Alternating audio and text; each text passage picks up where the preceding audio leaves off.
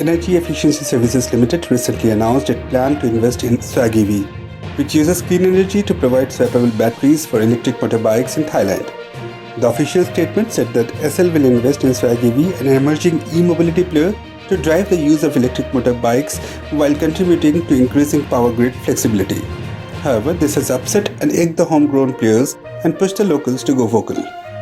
In May this year, Prime Minister of India Narendra Modi announced a Vocal for Local campaign.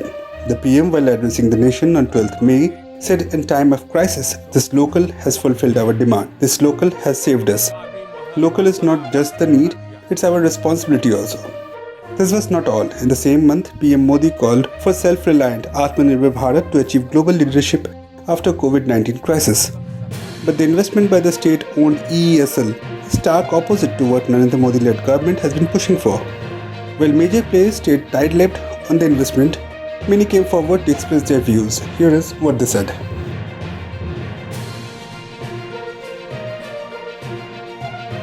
We have enough and more number of startups in India that need support of the Indian government and its various arms. In such an environment, if we find that it is more important for us to support startups in other countries, then it's a really big heart winner.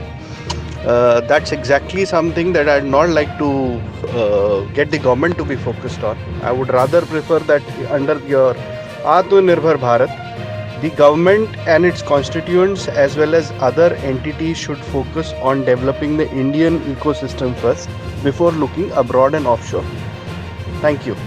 So what I certainly believe is that we should stop this motion of a public sector enterprise, or it is public's money or something, because now most of the PSUs work as corporates, and as a company's board of management, I think they have the full right to decide on where to invest, why to invest. I am pretty much sure that they would have taken help of professionals, of consultants, and they would have reached this conclusion to invest in the startup after much deliberation.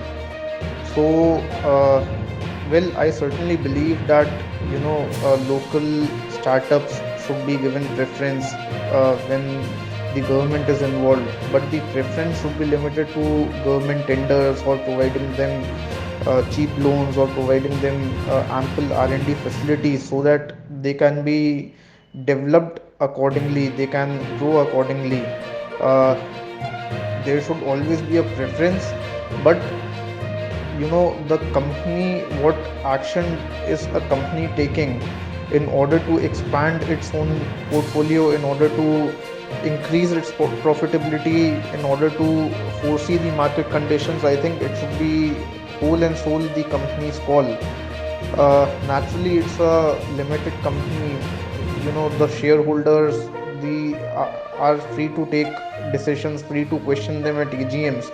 But the logic of choosing a Thai company and not supporting the local startup, I don't think it is justified, because the onus of encouraging startups lies with the government and not with the company. I think it should be very, very clear that EESL is a public sector unit, but ultimately it has its own balance sheet, it has to grow out on its own, and the onus should lie with the government only of encouraging the startups. It was pretty interesting to kind of see the investment that ESL might be doing into this foreign manufacturer. However, we've worked with them before, and they usually are looking for technology that they can bring into India.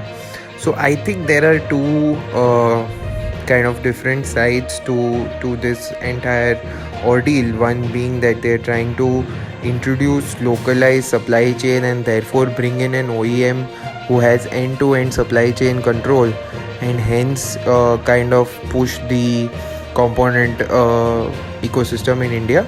And on the other side, I also think it's possible that it's just a move where public money is going to be invested, and we can only hope for the best.